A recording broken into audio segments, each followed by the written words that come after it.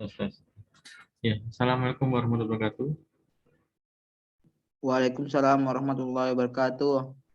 Ya, suara saya jelas ya, teman-teman ya? Jelas, Pak. Oke, terima kasih. Baik, terima kasih atas kadernya di pertemuan ke-15 ini ya, di kelas ekonomi manajerial. Ya. Alhamdulillah kita masih bisa menemukan di pertemuan terakhir sebelum UAS ya, pengumuman ke UAS ya, teman-teman ya. Baik, di pertemuan terakhir ini, untuk 15 ini, kita akan bahas tentang investasi jangka panjang sama penganggaran modal. Oke, langsung saya screen aja.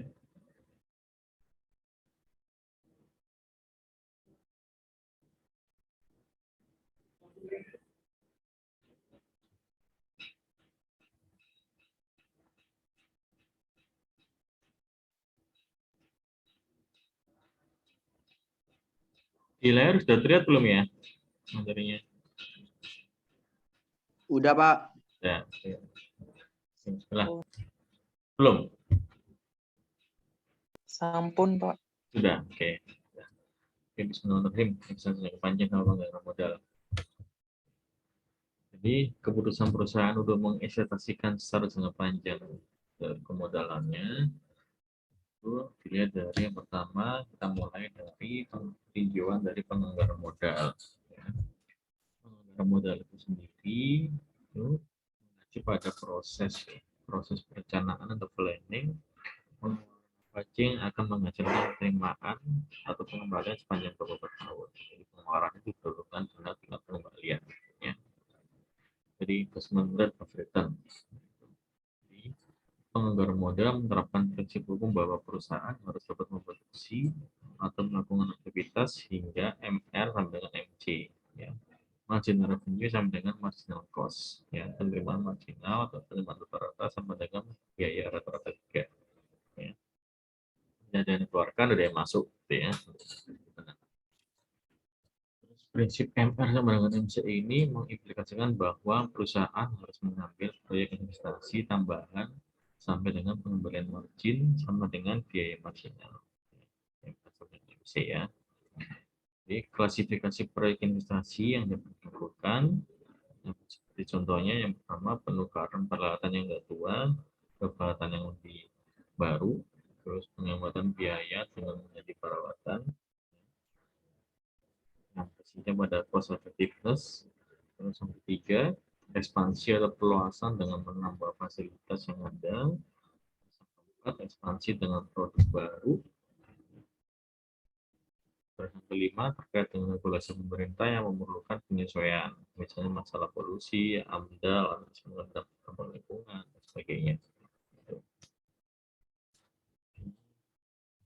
Nah, ini ada kurvanya, ya. MCC ini, garis MCC ini adalah marginal cost of capital. Ya. Marginal cost of capital untuk biaya pinjaman. Garisnya lengkung ke atas, seiring dengan sumbu Y-nya persentase IRR, investment rate of return, tingkat pengembalian modal dari investasi, dengan sumbu X-nya ini modal, ya, ini rupiah. Jadi syarat untuk kelayakan investasi ini dikatakan bila mana IRR atau investment rate of return, tingkat pengembalian dari modal itu lebih besar daripada COC, ya. Cost of capital, biaya bunga pinjaman. Ya. Misalkan di titik A, B, sama C. Ya. Jadi tingkat pengembalian modalnya harus besar daripada tingkat bunga pinjamannya. Catatan di sebelah ini ada berdasarkan relatif tersebut di atas, maka yang layak dilaksanakan adalah B, titik A, titik B, titik C. Ya. Kenapa titik D sama E nggak layak dilaksanakan? Karena IRR kurang dari MCC. Jadi tingkat pengembaliannya lebih kecil daripada bunga pinjamannya. Nggak layak ya. Terus setelah itu ke arah proses penganggaran modal. Ya, penganggaran modal ini ada beberapa unsur yang harus dilakukan tentang perambalan arus kas atau cash inflow atau outflow, ya, arus kas masuk dan arus kas keluar. Terus penentuan nilai sekarang bersih atau net present value, nilai sekarang bersih. Terus penentuan tingkat pengembalian internal, ya, itu kan berarti yang di kurva. Terus setelah itu tentang perbandingan antara NPV dan IRR, ya, dan present value dibandingkan dengan internal atau capital, ya. Terus penentuan MIR pada modified IRR sama dengan penjahatan modal dan indeks profitabilitas atau benefit cost ratio, BC ratio. BC itu benefit cost, ya, rasio biaya terhadap modal, biaya terhadap keuntungan.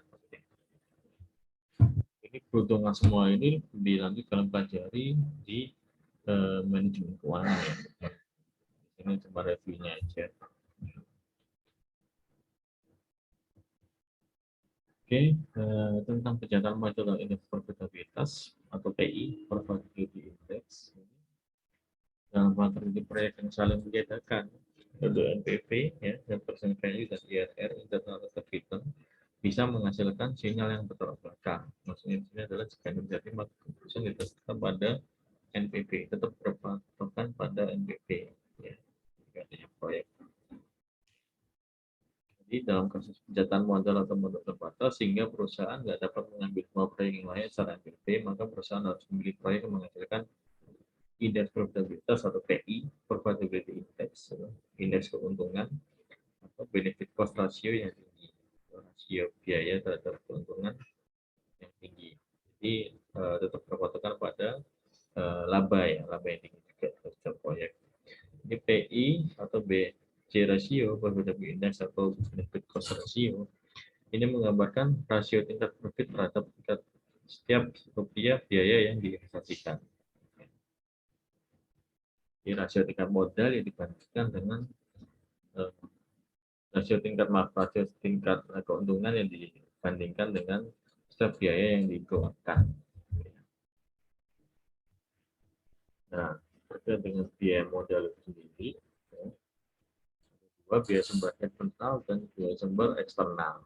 Kalau internal ini karena biaya kesempatan atau opportunity cost atau pengembalian yang hilang karena dana yang tidak digunakan keluar perusahaan secara internal.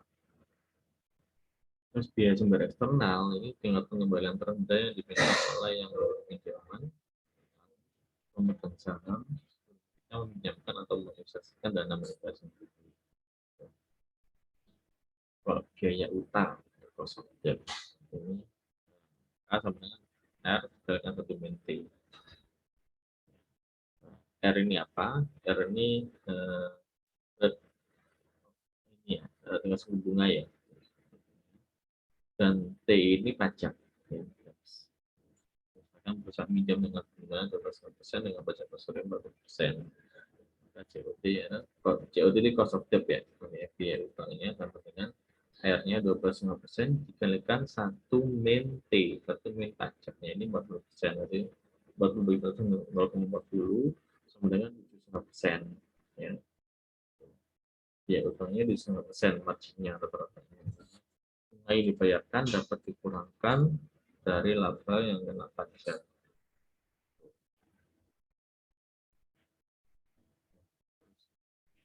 Kebutuhan jangka panjang, biaya modal ekuitas, bunga bebas dikurangi risiko plus premi.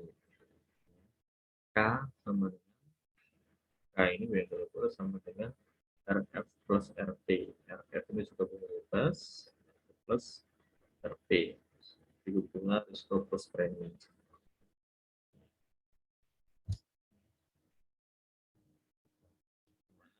RF tadi itu suku bunga bebas risiko, ya, free maksudnya, dan RP ini risiko plus premi, risk premi. Risiko pembelian saham ini K sama dengan RF plus P1 plus P2. RF sendiri di sini adalah bunga obligasi pemerintah dan bunga bebas risiko yang tadi, ya, plus P1 ini selisih antara bunga obligasi perusahaan dan bunga obligasi pemerintah, ya. P2-nya itu sendiri risiko tambahan karena pembelian saham dibandingkan dengan obligasi. KRF 5%. P1-nya itu selisih antara bunga obligasi perusahaan dikurangi obligasi pemerintah 1,8 ditambahkan 4%.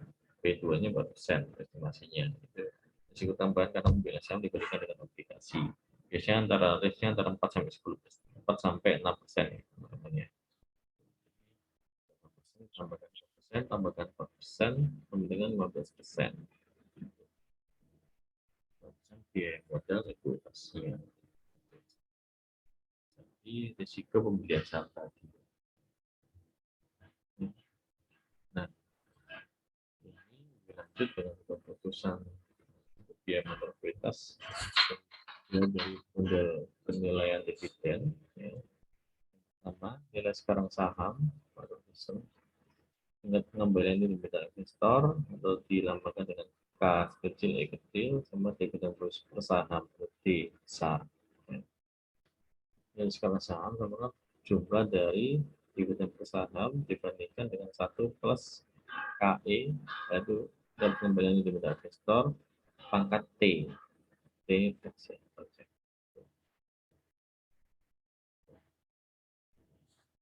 Jadi P10 ini jumlahnya 16 ya.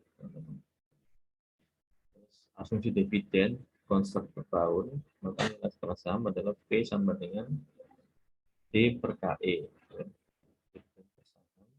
Dibandingkan dengan KE. Tingkat pengembalian yang dibedakan. Jadi 100 ini 100 dibandingkan dengan KE-nya. KE-nya itu 10%.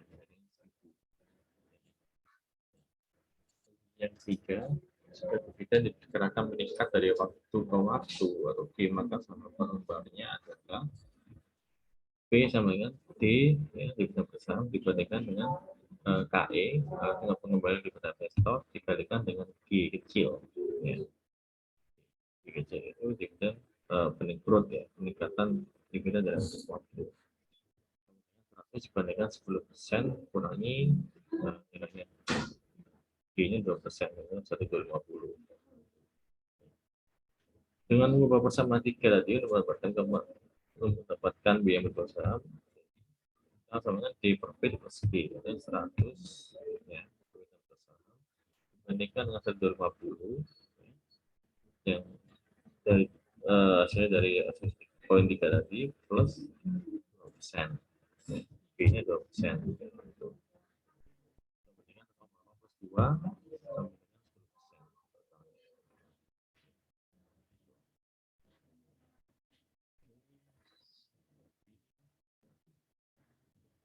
biaya modal ekuitas yang dilihat dari model penetapan harga aset modal. Ini diasumsikan dengan model CAPM. Apa itu CAPM? Itu capital asset ratio model. Ya. Rumusnya kecil. Jadi tinggal pengembalian dividen investor kali sama dengan RF ya. Berarti suku bunga bebas risiko ya. Terus beta dikalikan KM dan RM. Itu pengembalian terakhir dari saham perusahaan. Plus beta dikalikan KM. Bunga bebas risiko tambahkan beta dikalikan rata-rata dari saham perusahaan.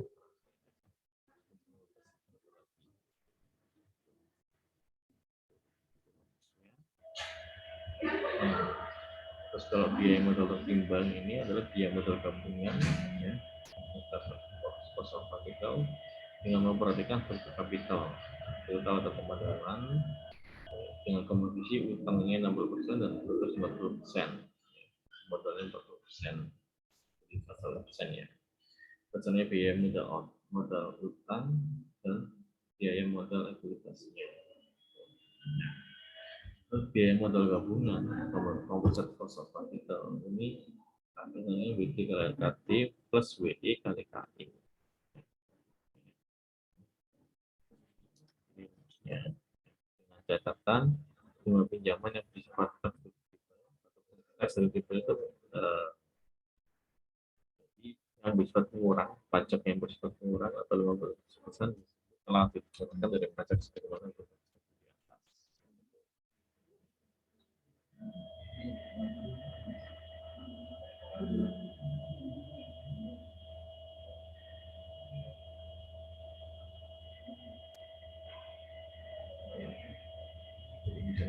Iya.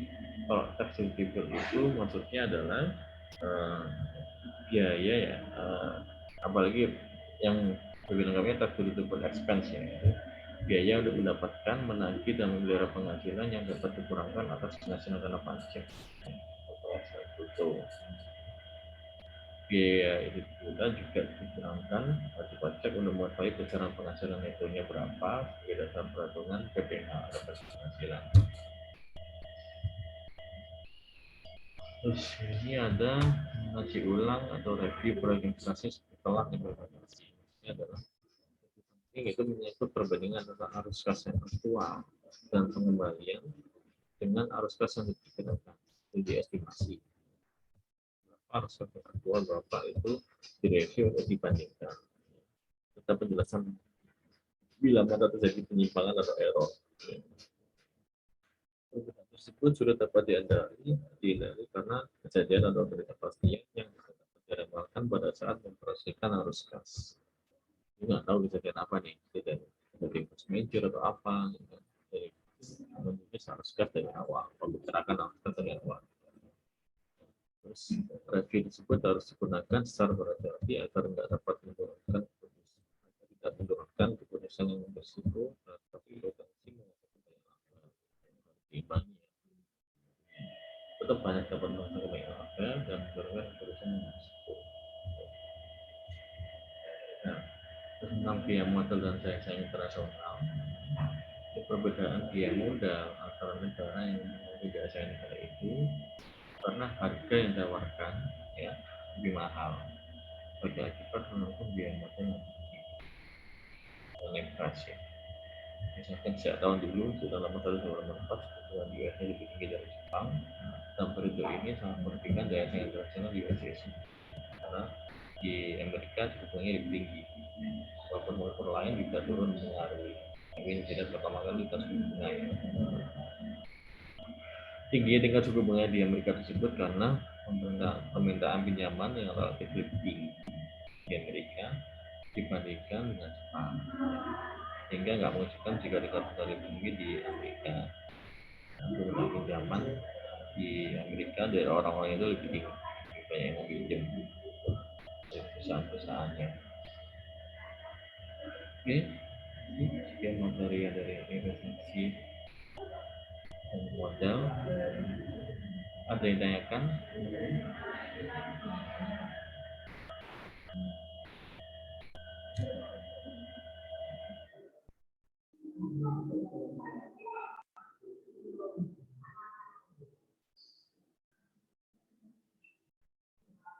Silakan kalau ada yang ditanyakan.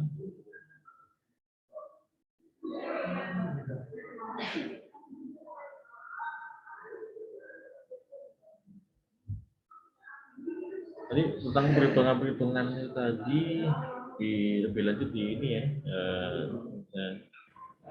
manajemen keuangan ya, NPV dan sebagainya. Ini lebih ke konsepnya ya, ekonomi serial ini.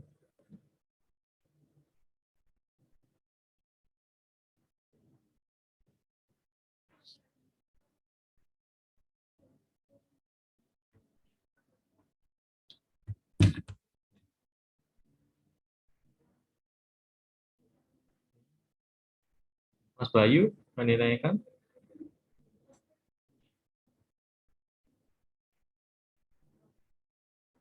Mbak Nanda,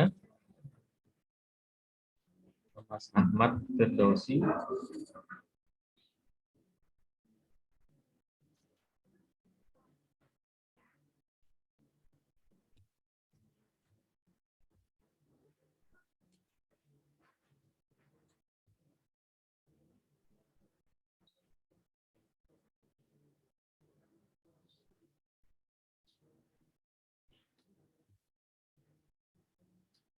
jangan lupa absensinya ya teman-teman ya, di learning ya. Sudah, Pak. Sudah.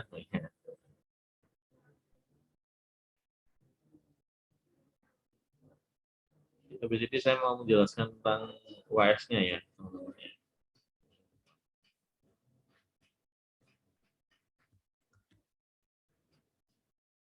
Kisi-kisi, Pak.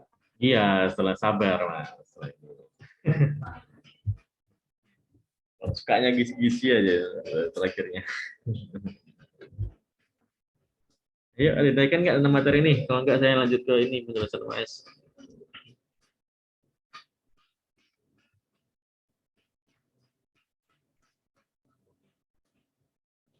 Jangan lupa ditonton juga ya materinya ya. Learning. Oke, sebelum ini aja menunggu. Bisa tolong dicatat ya teman-teman ya tentang UAS-nya. Nah, UAS-nya di depan ya, di jam kuliah sama di jam 12.50 itu jam 1 ya mulainya. Waktunya itu kurang lebih 90 menit, 1,5 jam. Itu kerjakan plus submit ya, plus submit di e-learning. Ujiannya masih secara daring, lewat e-learning. Kerjakannya bebas, ya. Bisa ditulis tangan, bisa di Word, atau bisa dimanapun, tetapi saya terimanya dalam bentuk PDF ya. Submitnya dalam bentuk PDF ya. Kisi-kisi soalnya, ya. Yang pertama itu tentang diskriminasi harga.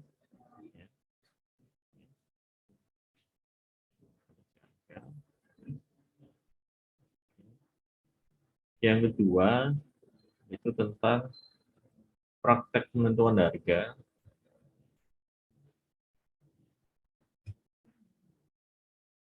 Terus yang ketiga itu tentang regulasi pemerintah dalam persaingan bisnis.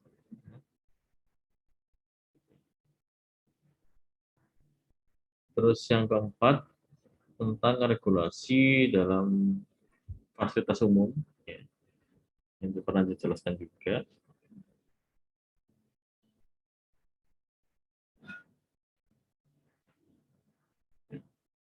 Terus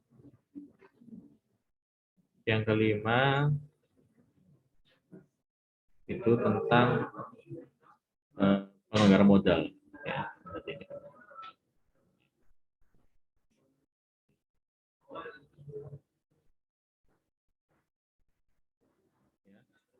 Nanti soalnya ada 6, ya. Soalnya ada 6. Itu tadi kisi-kisinya tentang itu tadi semua. Coba jari. Itu topik besarnya ya, teman-teman tentang pengaruh dan sebagainya. Tapi isinya nanti dengan soalnya ya. Tapi tentang topiknya tentang itu yang saya sebutkan tadi.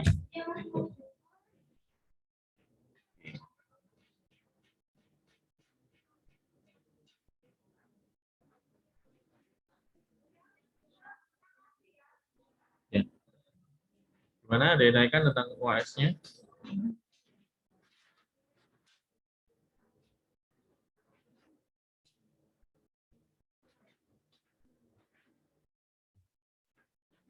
Oh, submitnya dalam bentuk PDF ya. Waktu yang UTS kemarin masih ada yang dalam bentuk Word.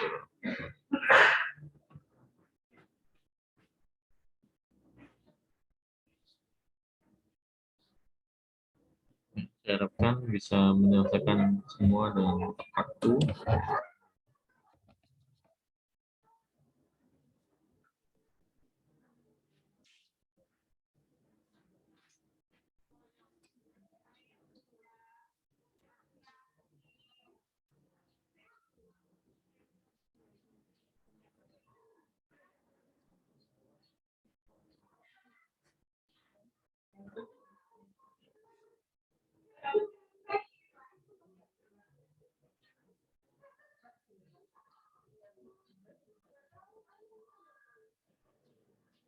Ya, gimana? Ada yang naikkan tentang waktu ujiannya minggu depan?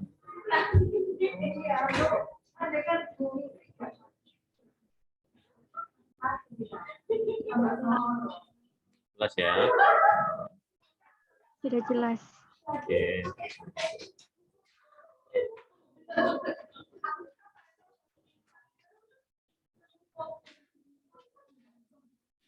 Baik, kalau udah jelas yang ada naikkan lagi, nah, kalau tanya bisa hubungi saya juga nantinya.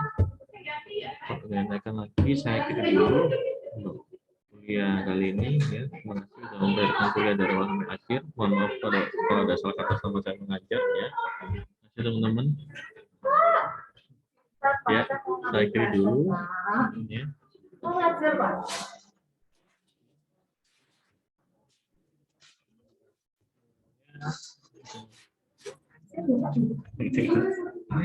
Ya. Jangan lupa sesinya teman-teman ya. Oke, saya akhiri. Terima kasih atas perhatiannya. Wassalamualaikum warahmatullahi wabarakatuh. Waalaikumsalam. Assalamualaikum warahmatullahi wabarakatuh. Terima kasih, Pak. Ya, Terima kasih, Pak. sama-sama.